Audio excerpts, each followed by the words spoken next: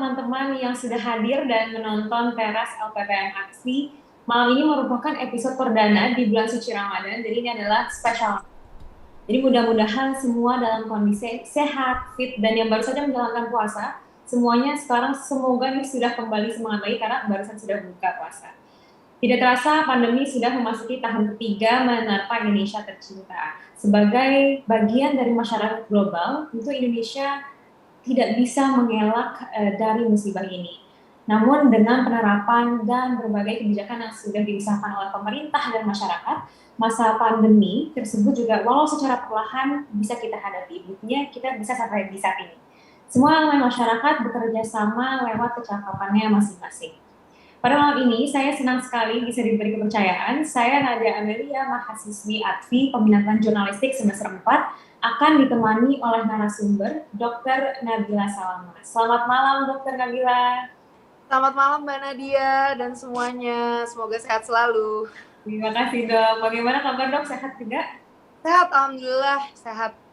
Alhamdulillah. Oke. Baik, mohon izin sebentar ya, Dok, karena saya ingin membacakan tema perbincangan kita malam ini. Untuk teman-teman semua, yakni ialah siap belajar di masa pasca pandemi. Jadi kemudian izinkan saya juga untuk memperkenalkan Dr. Nabila Salama merupakan Kepala Seksi Surveillance Epidemiologi dan Imunisasi Dinas Kesehatan Provinsi DKI Jakarta, bidang pencegahan dan pengendalian penyakit Dok. Dan sebelumnya dokter juga menempuh pendidikan di Fakultas Kedokteran UI dan Fakultas Kesehatan Masyarakat Universitas Indonesia. Beradab? Ya, betul. Saya mengingatkan juga nih untuk para penonton, jangan lupa komen di bawah karena akan ada hadiah menarik untuk 2 orang yang dipersembahkan oleh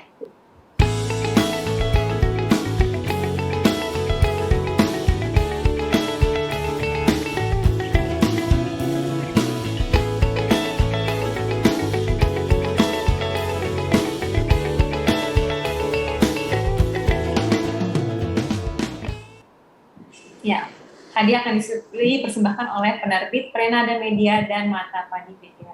Oke, Dok, untuk permulaan nih, bisa jelasin sedikit nggak? Boleh nggak jelasin sedikit apa itu surveillance epidemiologi? Ya, jadi surveillance epidemiologi itu sebuah ilmu yang mempelajari tentang data dan pola penyakit, terutama penyakit menular wabah, yang nanti bagaimana dari data itu akan bisa dianalisis, diolah dan menjadi rekomendasi kebijakan. Intinya seperti itu. Jadi saya di sini sebagai surveillance itu dia punya moto to detect, to prevent, to respond. Jadi bagaimana kita mendeteksi kasus penyakit menular wabah sedini mungkin, ya termasuk juga COVID. Lalu juga itu untuk memutus mata rantai penularan, lalu prevent itu melakukan pencegahan untuk penularan lebih lanjut, dan juga respon tentunya seperti kalau di COVID itu ada tes, lacak, dan isolasi seperti itu. Jadi itu adalah detect, prevent, respond, dan surveillance itu sendiri kalau gampangnya itu fungsinya seperti mata-mata. Jadi mata-mata itu seperti detektif ya. Jadi informasi sekecil apapun sangat berharga seperti itu, dan kita harus buktikan jika ada rumor atau ada sebuah hipotesa dengan cara mengumpulkan data dan dibuktikan itu benar atau tidak ya gitu. Jadi saya adalah detektif COVID di DKI Jakarta gitu. Harus jadi orang paling kepo gitu tentang COVID di Jakarta sehingga tahu polanya, klasternya lagi klaster sekolah, apa klaster kantor, kenapa naik, kenapa turun tuh harus bisa dijelaskan gitu.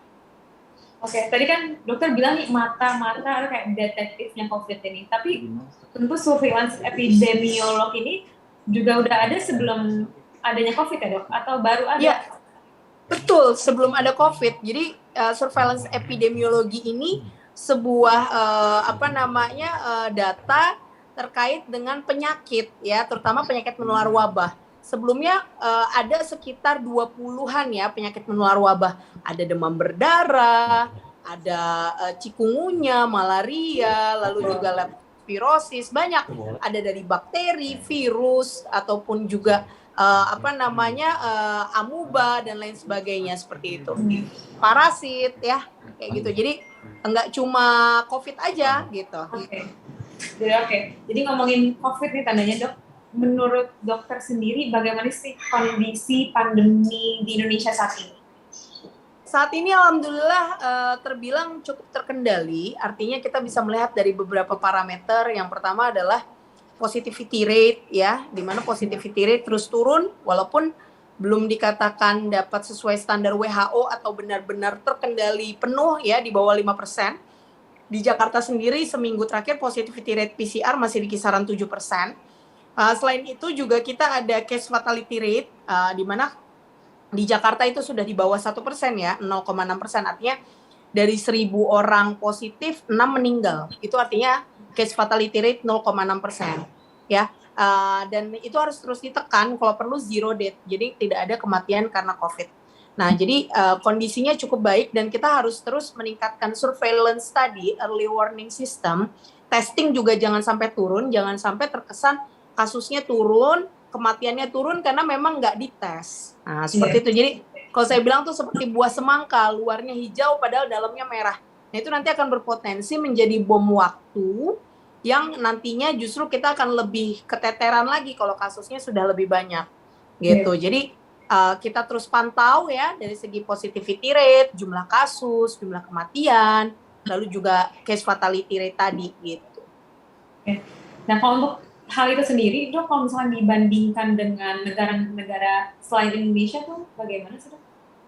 Ya, jadi kalau dibandingkan dengan beberapa negara lain, itu terutama ada subvarian Omicron BA.2 itu lagi cukup ngehits ya di beberapa negara Korea Selatan, Jepang, lalu juga di negara Eropa, UK, dan juga Amerika.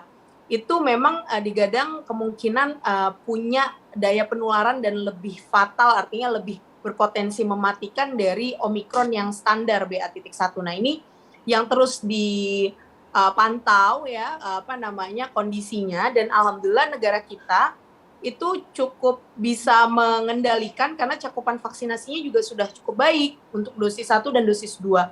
Ya, dosis 1-nya itu kalau nggak salah sudah di kisaran 70% ya. Itu kalau di Jakarta sendiri dosis 1-nya sudah 100% dan dosis 2-nya sudah hampir 90%. Lansianya juga dosis 2-nya sudah 92% lebih. Artinya kita harus terus kejar ya, apalagi target dari Pak Presiden menuju Ramadan ini itu daerah harus sudah vaksinasi dosis 3 atau boosternya 30%. Sedangkan di Indonesia baru 9% dan di Jakarta baru 25 atau 26%. Artinya masih belum tercapai. Nah, ini harus kita sama-sama.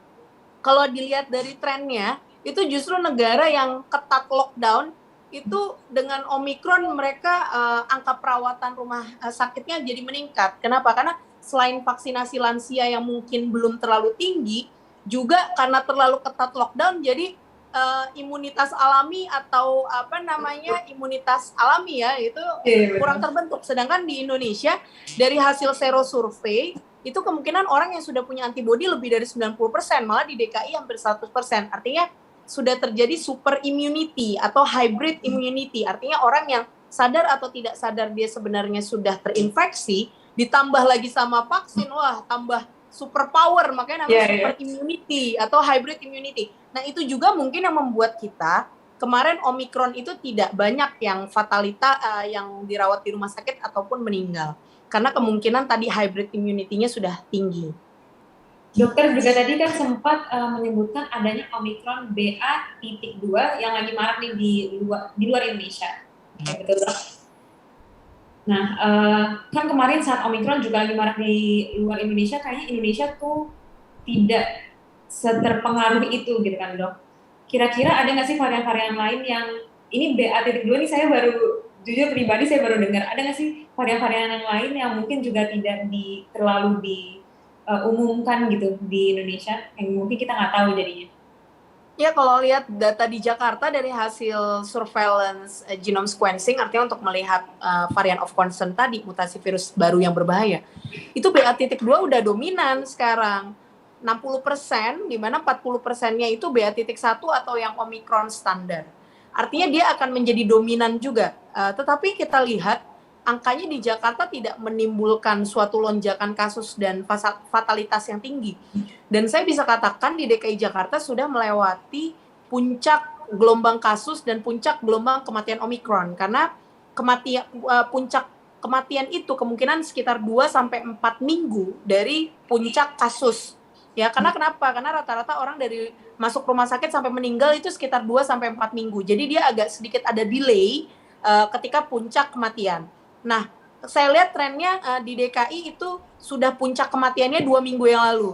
Artinya minggu kemarin dan minggu ini insya Allah kita akan terus mengalami penurunan sehingga cukup stabil. Jadi kalau ditanya di gambaran di Indonesia gimana, mungkin kita bisa lihat prototipe ke DKI bahwa 60% sudah BA.2 gitu dan sisanya 40% BA.1. Deltanya kemana? Udah hampir nggak ada gitu. Udah mungkin udah tinggal 1% ya. Delta tuh hitsnya saat Lebaran saat ini saat Juli ya, habis Lebaran ya, Juli 2021. Nah 1 Desember 2021 itu kita menemukan kasus Omikron yang pertama kali dan itu momentumnya adalah momentum tahun baru. Jadi ketika ada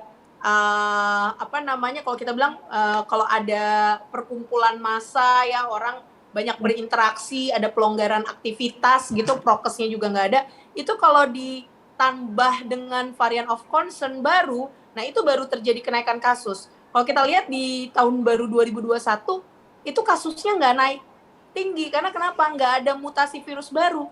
Nah ini gimana nih kita menjelang Ramadan, menjelang Idul Fitri gitu ya, ya selama insya Allah masih si Omikron ya mungkin nggak akan terjadi lonjakan, apalagi lonjakan pemakaian rumah sakit, karena mungkin orang yang positif akan tanpa gejala atau gejala ringan, apalagi cakupan vaksinasi sudah baik. Tetapi ketika ada mutasi virus baru, nah ini yang kita harus waspada dan kita harus terus bisa bisa memantau ini bagaimana kondisi di dunia maupun kondisi di Jakarta, dan kita harus terus mengencangkan surveillance genome sequencing tadi gitu.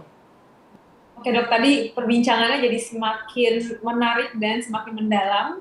Biar lebih seru lagi dan lebih panjang lagi waktunya, kita akan lanjut ke segmen 2 setelah yang satu ini.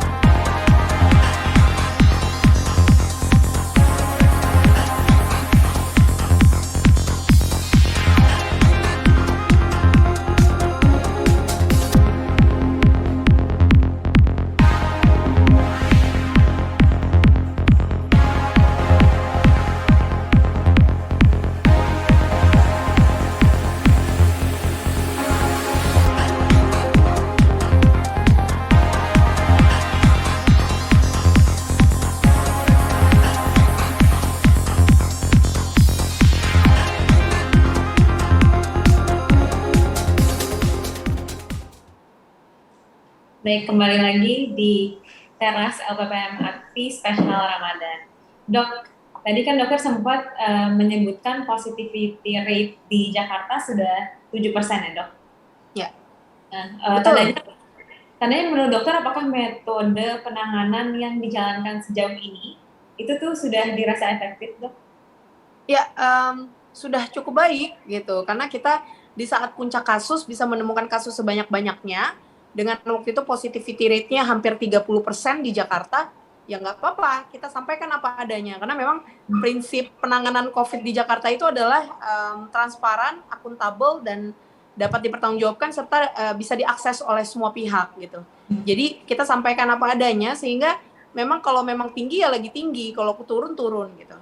Jadi kalau ngelihat positivity rate-nya udah turun di atas 6%, akhirnya di bawah 6%, katakanlah nanti normalnya itu untuk WHO di bawah 5%, itu akan lebih baik lagi gitu, karena itu sesuai dengan standar WHO.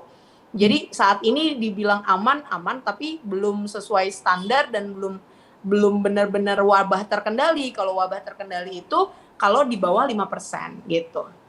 Jadi sudah cukup efektif yang dilakukan teman-teman di lapangan, petugas-petugas surveillance, puskesmas melakukan tes, lacak, dan isolasi.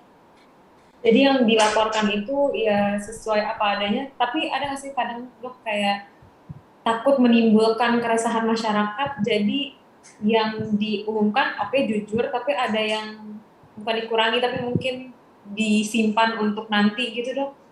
Enggak sih, kalau di Jakarta saya nggak tahu kalau di provinsi lain ya. Tapi kalau di Jakarta itu kita benar-benar ya apa tidak ada intervensi dari pimpinan dan kita memang sampaikan apa adanya aja. Dan sebisa mungkin real time, tidak ada rapelan seperti itu. Oke.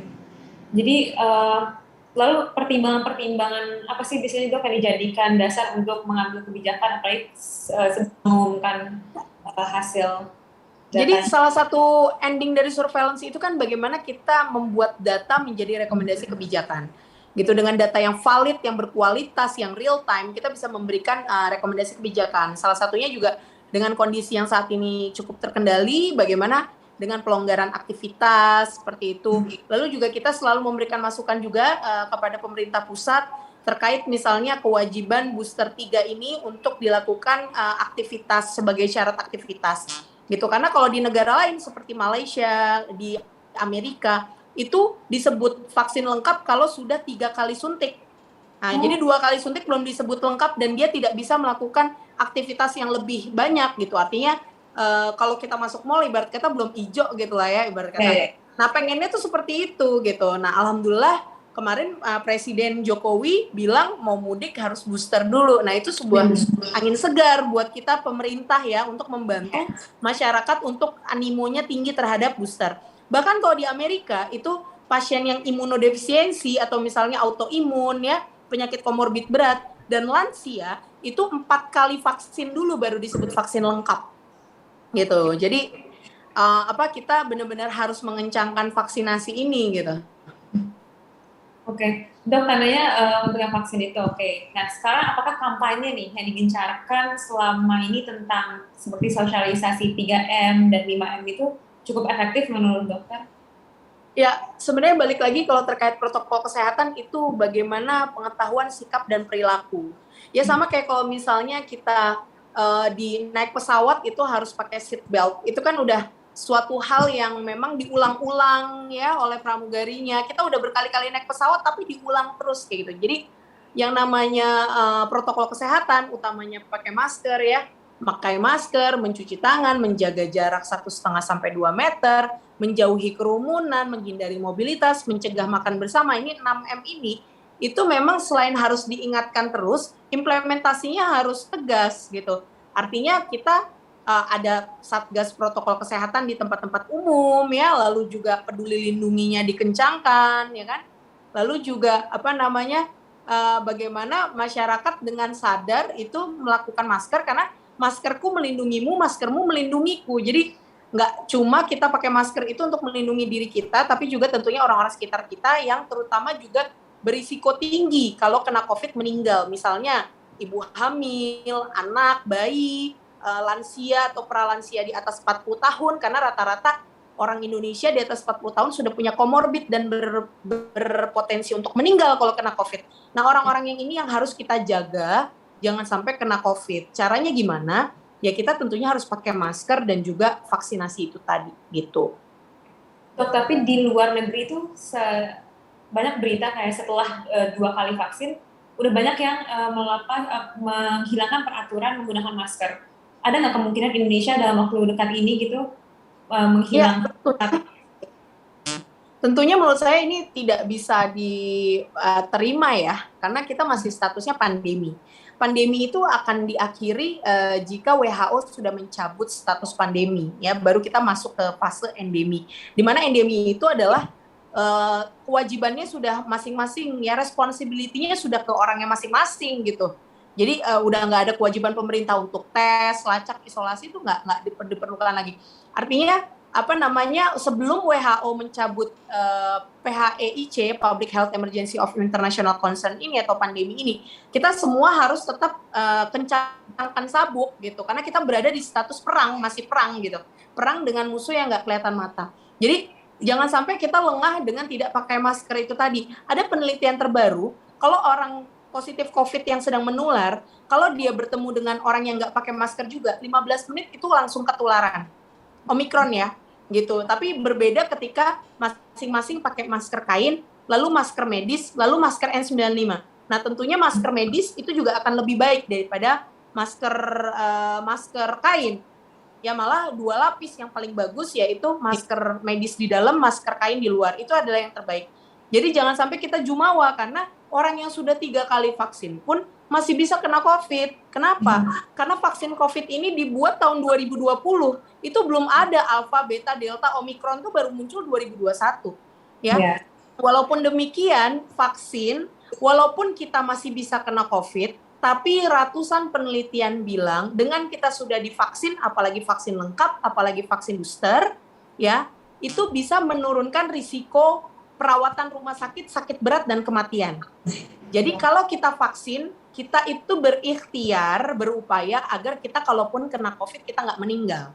Nah itu yang harus kita jaga sama-sama. Gejalanya ringan atau tanpa gejala aja, gitu.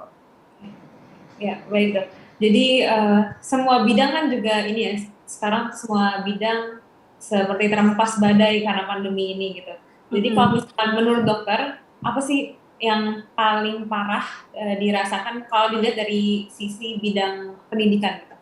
Di bidang pendidikan. Ya, tentunya kalau pendidikan, saya sebagai ibu dari 3 anak, anak pertama saya juga umur 6 tahun lebih ya, jadi udah kelas 1 SD, itu tentunya potensi learning loss-nya itu tinggi, seperti itu. Jadi, kita harus menciptakan suasana belajar yang aman, tetapi juga efektif tentunya ya. Dengan cara apa? Saya rasa yang paling penting itu adalah kita tidak egois ya. Dalam hal ini adalah kita kencangkan surveillance gejala. Artinya kalau misalnya ada yang lagi sakit, itu tidak masuk ya, seperti itu. Nah, jadi lebih ke arah gejalanya. Di samping itu juga protokol ventilasi, durasi jarak kalau pada sekolah itu harus benar-benar dikencangkan selain protokol kesehatan. Artinya sekolah yang ber-AC, tertutup, itu tetap membuka kaca, ventilasinya diutamakan. Malah yang outdoor itu adalah yang terbaik sebenarnya karena kemungkinan transmisi kumannya itu sedikit. Jadi kalau bisa tetap menjaga ventilasi, kalaupun indoor kaca tetap dibuka, durasinya juga dilihat jangan terlalu panjang, dan jarak tetap dijaga 1,5 sampai 2 meter antar orang. Gitu. Jadi dengan menciptakan suasana belajar yang nyaman, aman, itu akan membuat peserta didik maupun kita orang tua maupun para tenaga kependidikan dan pendidik itu akan lebih safe ya, ngerasanya seperti itu. Kalau di Amerika itu selalu kampanye adalah bagaimana bisa aktivitas outdoor pada anak sekolah dan mengencangkan testing. Nah ini kita harus beri pemahaman kepada orang tua dan sekolah bahwa kalau ada yang bergejala segera tes COVID, PCR atau antigen gratis di di puskesmas ya. Jadi sehingga bisa dideteksi dini, dilacak, di tracing, dan memutus mata rantai penularan sehingga tidak jadi klaster sekolah itu sendiri. Nah ini yang kadang-kadang masyarakat di sekolah tuh enggan melakukan PCR, itu yang agak disayangkan. Nah sebaiknya kita lakukan kencangkan testing seperti yang direkomendasikan di CDC di Amerika itu seperti itu, kencangkan testing, perbanyak aktivitas outdoor gitu. Baik, jadi nanti kita harus memperkencang testing itu ya, dok. Oke. Dok, tadi dokter juga sempat menyebutkan bahwa pengaruhnya jadi ke anak-anak, apalagi anak-anak SD gitu, mereka juga jadi perkembangan dirinya akan berbeda dari anak-anak sebelum adanya pandemi kan dok? Karena mereka lebih jarang kayak seperti bersosialisasi langsung dengan teman-temannya, padahal itu waktu mereka. Nah untuk anak-anak remaja seperti anak-anak SMA atau kuliah seperti itu kan juga mereka kesulitan karena nggak bisa bertemu langsung, akhirnya mempengaruhi ke kesehatan mental mereka. Menurut dokter sendiri, mana yang lebih dahulu harus kita pentingkan, kesehatan fisik atau kesehatan mental, dok? Ya, itu dua-duanya sama-sama penting, karena definisi sehat itu adalah sehat secara fisik dan juga mental. Di Jakarta itu ada layanan Sahabat Jiwa yang bisa diakses secara online, sahabatjiwa.jakarta.go.id ya, ataupun di seluruh puskesmas kecamatan kita sudah ada psikolog klinis yang siap menerima konsultasi ya. Jadi puskesmas aja punya psikolog kayak gitu. Jadi menurut saya itu sangat penting karena tentunya dengan 2 tahun kita mayoritas belajar di rumah ya dengan secara online, itu pasti juga membuat beban tersendiri bagi orang tua, bagi muridnya itu sendiri gitu ya, Zoom fatigue dan lain sebagainya. Jadi memang terutama yang paling kita utamakan itu adalah kita harus seimbang tetap ya, dua-duanya berjalan. Tapi kalau saya lebih prefer kesehatan mental itu yang harus utama, karena ketika mental kita sudah terganggu, itu kita pun merasa lemas dan juga akhirnya berpengaruh terhadap aktivitas fisik kita. Seperti itu. Jadi tetap kita berupaya bahagia, sehingga dengan kita bahagia, imunitas kita baik, kita tidak terkena penyakit, ya di satu sisi kita juga tidak depresi seperti itu.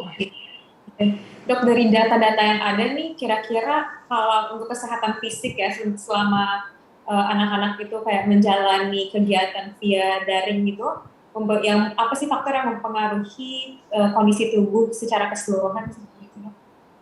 Ya, jadi kalau kita di kesehatan itu kenal yang namanya cerdik ya, itu singkatan dari yang dibuat Kementerian Kesehatan, di mana setiap hari seharusnya kita melakukan itu secara rutin ya. C itu cek kesehatan secara rutin. Artinya kalau kita bergejala, kita PCR, bergejala COVID, atau kalau orang yang punya penyakit komorbid, itu pastikan minum obat secara teratur, walaupun dia konsultasinya via telemedicine ya. Artinya tidak ketemu dokter langsung. Misalnya saya obat darah tinggi rutin atau kencing manis rutin tuh diminum, jangan sampai jadinya tidak terkontrol dan nanti kita bisa jadi sakit COVID gitu, lebih rentan COVID. Jadi cek kesehatan secara rutin, lalu enyahkan asap rokok. Di era COVID ini sangat baik bagi perokok aktif maupun perokok pasif itu berhenti ya dari merokok, karena paru-paru perokok itu sangat disukai oleh COVID ya. Jadi cerdik, cek kesehatan rutin, enyahkan asap rokok, rajin olahraga minimal 30 menit sehari, 5 kali dalam seminggu. Terus rajin olahraga tadi, diet yang seimbang, makan sayur, buah, kurangi konsumsi gula dan garam. Istirahat cukup, artinya kita tidur cukup 7-8 jam sehari. Dan kelola stres. Artinya kita bisa beribadah, bermeditasi, tetap melakukan me time, bercengkrama dengan keluarga ya. Tetap kita mengutamakan agar kita enjoy gitu, sehingga imunitas kita baik gitu. Baik. Jadi ingat cerdik tadi ya, jangan lupa. Iya, sekarang juga karena pandemi rasanya juga jadi semakin banyak gitu ya, kayak klub-klub sepeda olahraga seperti itu ya, banyak kebiasaan baru masyarakat. Nah, dilihat dari situ juga secara berangsur-angsur kayak bukan hanya luar negeri, tapi Indonesia juga kondisinya bisa dibilang sedikit lebih membaik lah ya dok, seperti dari negara-negara lain. Nah, apa ada kemungkinan tandanya Indonesia bisa transisi ke endemik ya dok? Ya, tadi balik lagi ya, secara terminologi itu yang bisa mencabut status pandemi itu adalah WHO. Ya saya nggak tahu nanti apakah WHO akan membuat modifikasi negara boleh state endemi sendiri-sendiri, tapi saya rasa tidak seperti itu konsep dari pandemi dari periode sebelum-sebelumnya ya, sebelum COVID. Jadi mungkin kita bahasakan tidak endemi, tetapi kita memang lebih ke arah kenormalan baru atau aktivitas baru yang bertanggung jawab. Artinya setiap orang itu sadar betul ya bahwa saya punya singkatannya sih sebenarnya, road to endemi itu harus Cerven, Dekom, BM, Ship. Kalau saya singkatannya itu, biar saya ingat. Cerven itu artinya cerdik, tadi yang cerdik tadi. Terus Ven itu ventilasi, kita jaga terutama di lokasi indoor, kan sekarang katanya nanti mau ada konser musik, ya kan segala macam. Itu di lokasi indoor ventilasi harus dijaga, sebisa mungkin outdoor. Jadi Cerven, cerdik, ventilasi. Cerven, Dekom itu artinya deteksi dini dan kontrol komorbid. Itu penting banget karena data di DKI yang meninggal itu dengan COVID itu adalah usia 40 tahun ke atas, punya komorbid, belum vaksin lengkap 2 kali atau bahkan 3 kali. Nah, dan juga orang-orang ini nih komorbidnya apa aja? Kencing manis, darah tinggi, stroke, sakit jantung, gagal ginjal, ya kan? Gagal ginjal tuh yang orang rutin cuci darah, terus cancer ya yang suka kemoterapi, lalu juga TB dan HIV. Nah, jadi Cerven, Dekom, deteksi dan kontrol komorbid itu penting. BM artinya B itu booster dan M itu pakai masker. Ship sehingga kita bisa survive healthy and productive gitu. Jadi kita harus jadikan ini sebagai tanggung jawab bersama untuk sama-sama ekonomi bangkit, sekolah bangkit, itu kita bisa survive, bertahan hidup ya, healthy, sehat, dan juga tentunya produktif. Kita harus jadi orang yang produktif. Ya, tadi itu cerdik, ventilasi, deteksi dini komorbid, booster, masker. Nah itu yang harus kita sama-sama jaga gitu. Cerven, Dekom, BM. Cerven, Dekom, BM. Nah, biar saya ingat gitu. Kalau ingat-ingat. Ya. Oke. Dok, tadi kan kan nggak mungkin ya kita terus seperti kayak orang nggak berkembang gitu. Jadi kan sekarang udah mau ada tadi dokter sempat bilang konser-konser musik seperti itu. Jadi apa sih kira-kira yang harus nih kita siapkan untuk kembali ke suasana sebelum pandemi? Ya, jadi tentunya masker itu udah jadi pakaian kita sehari-hari.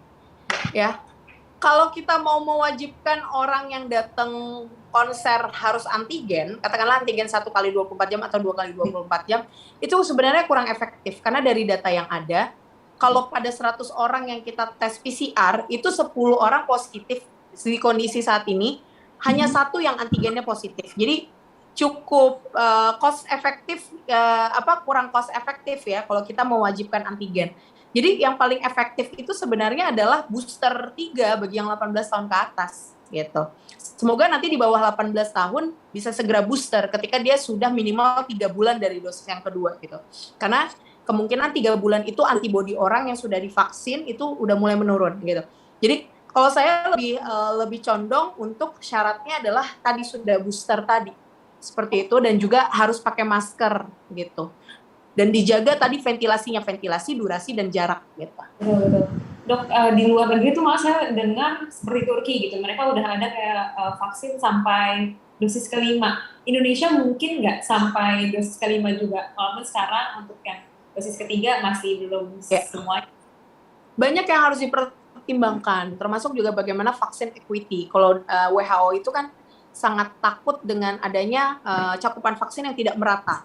Artinya mungkin di Indonesia vaksinnya banyak ya, tetapi bicara negara di Afrika sana, belahan dunia sana, dapat satu vaksin aja susah, karena negaranya nggak punya uang atau vaksinnya nggak masuk. Lah kita vaksinnya banyak, expired gitu, karena masyarakatnya nggak mau divaksin, kan sedih kayak gitu. Kita dapat dari tumbangan, beli segala macam. Jadi saya benar-benar menghimbau kepada masyarakat, terutama yang belum vaksin sekali aja, itu juga tolong segera vaksin, karena tadi itu wacana dari vaksin yang tidak merata itu ya herd immunity nggak tercapai. Sedangkan cara mengendalikan pandemi atau penyakit menular wabah, herd immunity 90% harus tercapai. Artinya 90% penduduk di suatu populasi sudah punya antibodi COVID. Nggak mungkin kan kita membiarkan terjadi infeksi secara alami, karena kita nggak tahu siapa yang akan meninggal karena ini vaksin penyakit baru gitu kan. Nah, jadi caranya adalah kita berikan kekebalan buatan, yaitu vaksinasi gitu. Jadi kita benar-benar harus mengencangkan vaksin tadi, membuat vaksinnya benar-benar merata gitu. Dan kayaknya kalau untuk ke dosis 5 itu harus benar-benar berdasarkan rekomendasi ITAGI, karena di Indonesia itu punya badan penasehat Kemenkes untuk urusan vaksin, namanya ITAGI, Indonesia Technical Advisory Group of Immunization. Jadi semuanya itu pasti dari BPOM, ITAGI, lalu Kemenkes. Nah, regulasi Kemenkes itu yang harus kita pegang, karena itu dasar kita dalam pemeriksaan, audit, dan lain sebagainya.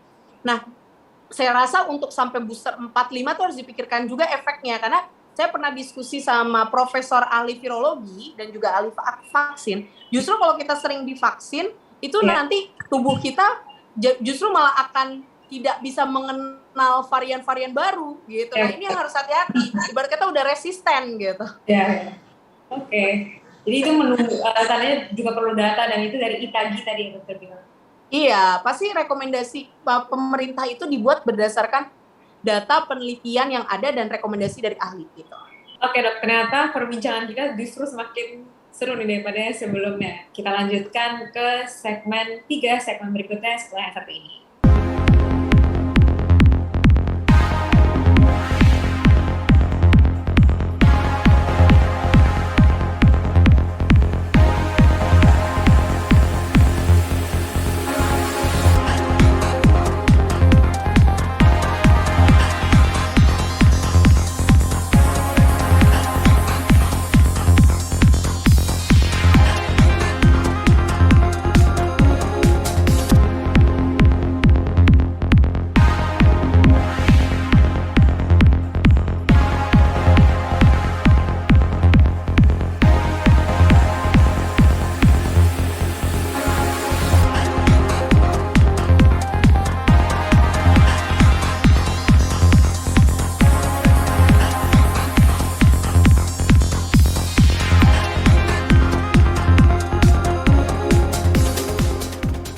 Kembali lagi di teras LPPM Aksi edisi spesial Ramadan. Saya mengingatkan kembali ini untuk para penonton, jangan lupa komen di bawah karena 2 komen menarik akan dipilih dan mendapatkan hadiah dari penerbit Prenada Media dan Matapati. Dok, tadi sebelumnya terakhir kita sempat membahas tentang yang vaksin booster tersebut ya. Nah, jadi sekarang kan udah mendekati Ramadan nih, Dok.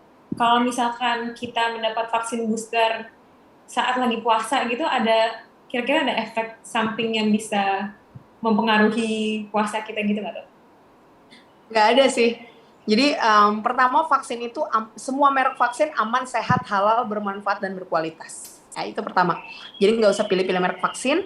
Dan vaksin itu tidak pernah memperberat komorbid. Itu udah berdasarkan berbagai penelitian. Justru malah orang-orang yang komorbid yang tadi saya sampaikan, yang kalau seandainya positif bisa meninggal, itu harus orang yang pertama kali divaksin dan di booster. Jadi jangan ragu, segera vaksin.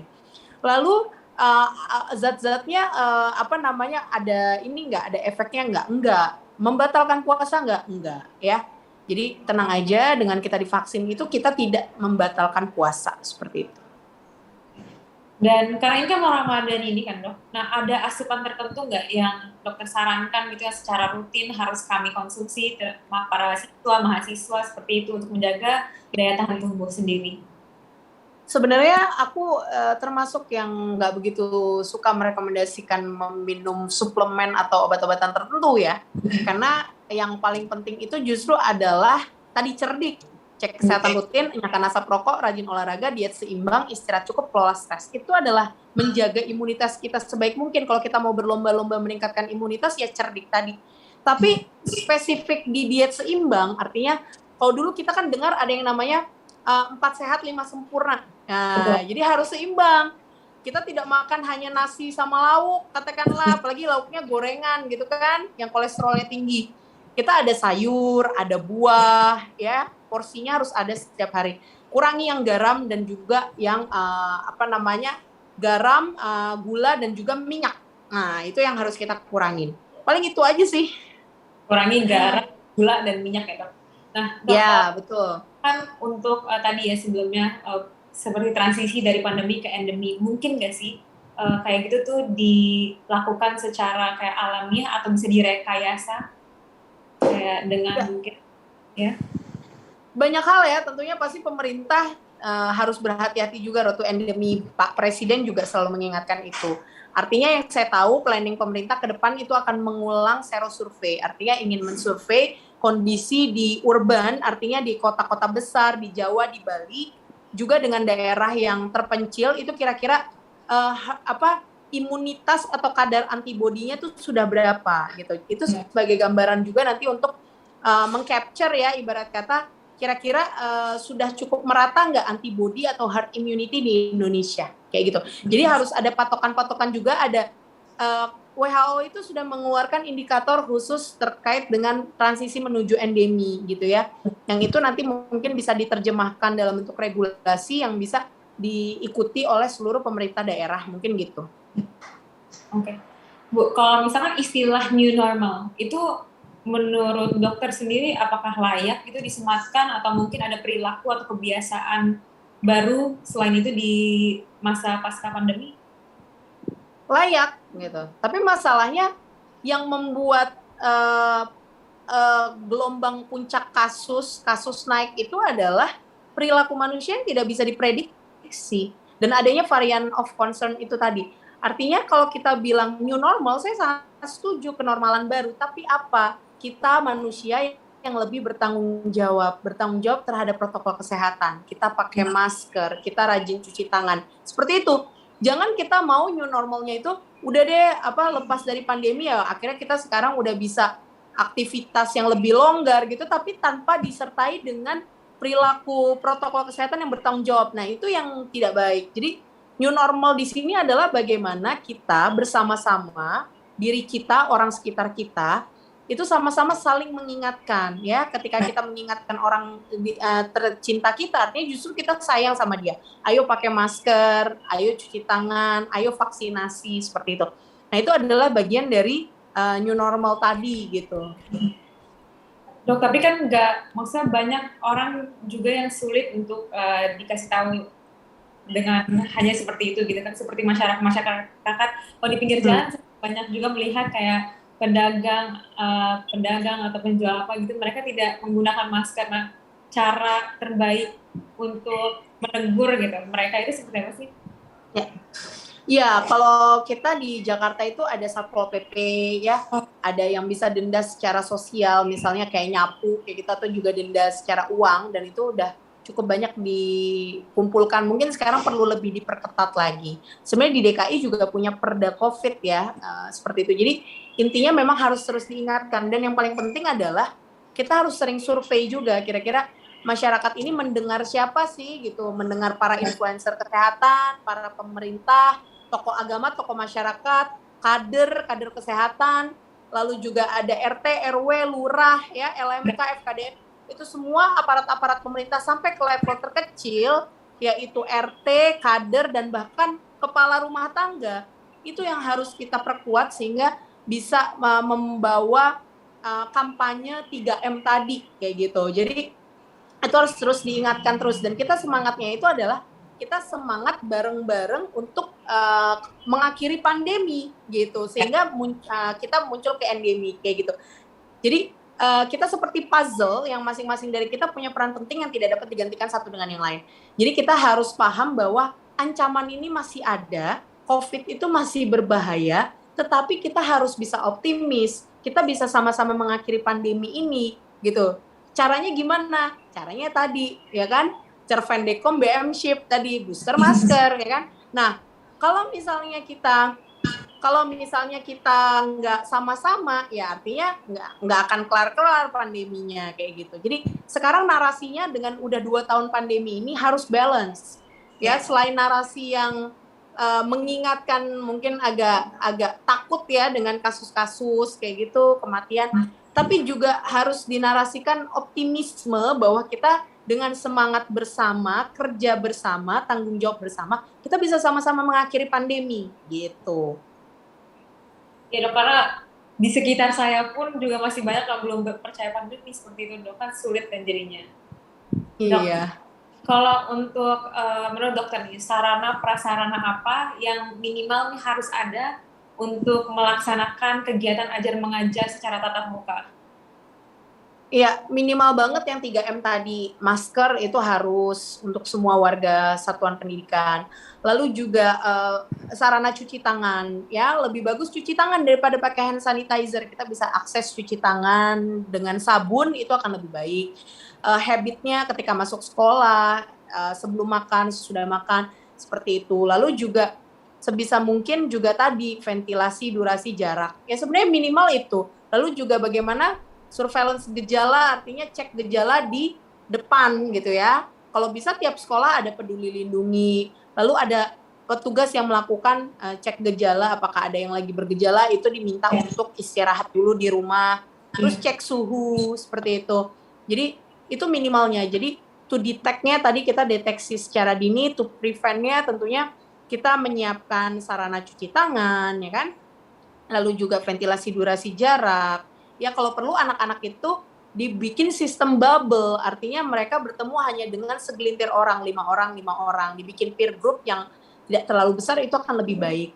Ya, to detect, to prevent, dan tentunya to respond, ya, bagaimana kita merespon dengan melakukan tes lacak isolasi, terutama pada yang positif COVID maupun kontak erat. Nah ini tentunya butuh kerjasama yang bersama antara orang kesehatan, puskesmas, guru, ya, lalu dari dinas pendidikan, itu harus sama-sama kita menciptakan sekolah yang aman ini, gitu. Kalau misalnya dari data-data yang dokter dapatkan sendiri, ini kira-kira apa sih kondisi tersulit dari mahasiswa yang sudah terbiasa kuliah daring itu untuk kembali ke situasi normal? Sebenarnya sih saya rasa justru mereka pada pengen kali ya untuk sekolah aman gitu.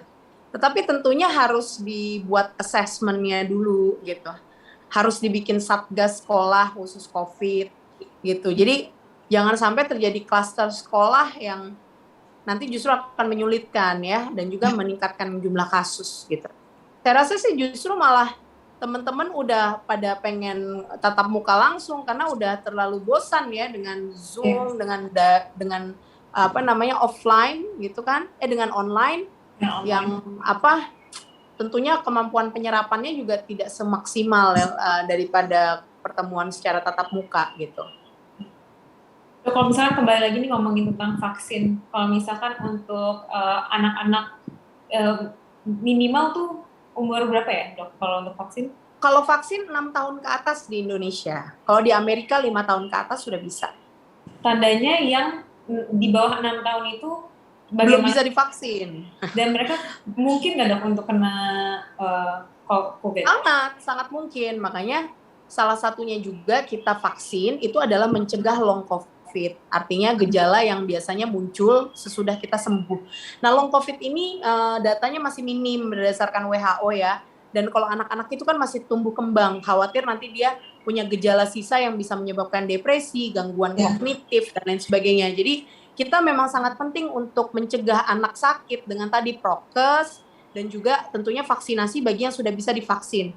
Kalau di Amerika itu sudah ada izin merek Pfizer dan Moderna bisa diberikan pada anak 6 bulan ke atas, tetapi ini belum bisa diimplementasikan di negara kita seperti itu. Jadi maksud saya, walaupun nanti kita akan berpikir untuk memvaksin seluruh orang, tetapi tetap dengan saya divaksin, saya juga melindungi anak saya yang bayi umur 1 tahun belum divaksin gitu. Jadi vaksin itu selain melindungi diri sendiri juga melindungi orang di sekitar gitu, seperti itu. Jadi ya itu tadi kita harus orang yang sudah bisa divaksin segera vaksin, yang 18 tahun ke atas sudah bisa booster segera di booster gitu.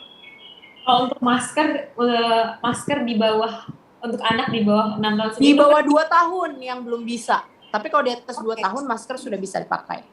Oke. Jadi teman-teman, setelah kita tadi mendengar, kita harus terus menerapkan 3M agar kita lancar nih untuk segera kuliah tatap muka lagi. Dan saya juga mengingatkan sekali lagi, jangan lupa untuk para penonton, untuk komen di bawah, karena komen yang paling menarik akan mendapatkan hadiah yang dipersembahkan oleh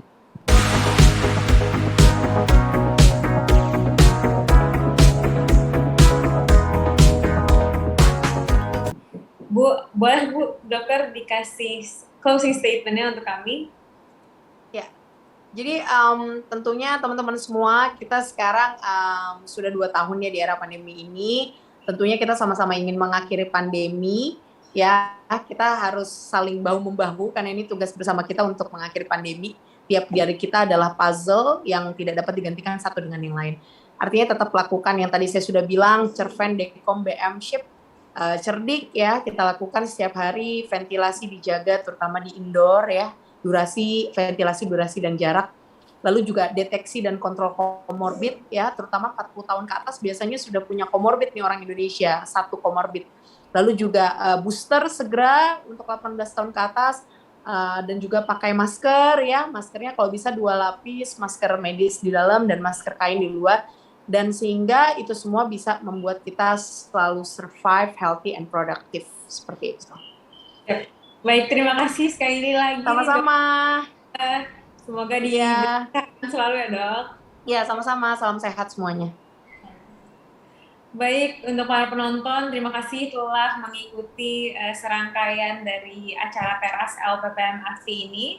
Jangan lupa tadi kata dokternya, detect, prevent, respond, Cerven, Dekom, BM, Ship. Lalu juga terus menerapkan 3M, dikarenakan juga sekarang lagi bulan Ramadan, jadi tetap semangat semuanya. Jangan lupa juga untuk terus saksikan Teras LPPM AFSI episode Ramadan, spesial Ramadan di minggu-minggu berikutnya. Saya Nadia Amelia, pamit undur diri. Jangan lupa untuk like, comment, dan subscribe. Sampai jumpa.